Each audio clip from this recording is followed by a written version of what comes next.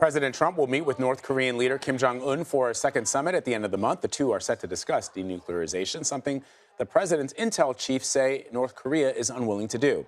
In an interview with CBS Evening News anchor Jeff Glor, Vice President Mike Pence talked about the U.S. relationship with North Korea. We got news on North Korea last night. The summit will be the 27th and 28th of February, the second summit with Kim Jong Un. The intelligence community says North Korea is unlikely to give up its nuclear arsenal. So what specifically do you think the president can accomplish at this second summit? Well, first, it's important to remember how far we've come. The president reflected on that in the State of the Union address.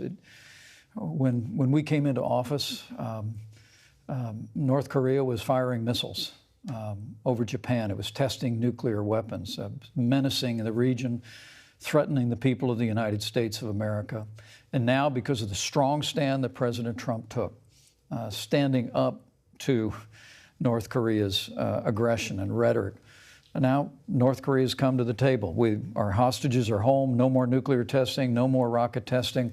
It was my great honor to be there in Hawaii when the remains of American soldiers first began to come home.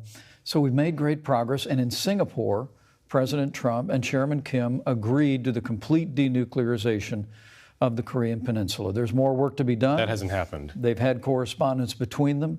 This next summit that'll take place at the end of this month will be about laying out the plan and the details for implementing the full denuclearization of the Korean Peninsula. Do you agree with the president that we would be, or someone would be at war with North Korea if he wasn't in office right now? I think there's no question that the United States was headed toward a confrontation with North Korea.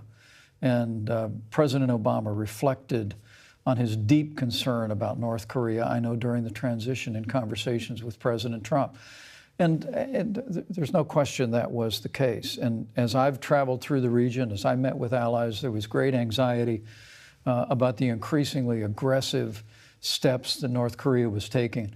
But now, one summit under our belt, the end of this month, President Trump will travel to Vietnam, meet with Chairman Kim, and we remain hopeful that now we'll begin to see the details of a plan to achieve the complete denuclearization of the Korean Peninsula. And President Trump remains hopeful that despite the past, despite decades of broken promises and failed diplomacy, that we can reach that agreement through a strong stand by this president and direct engagement with Chairman Kim.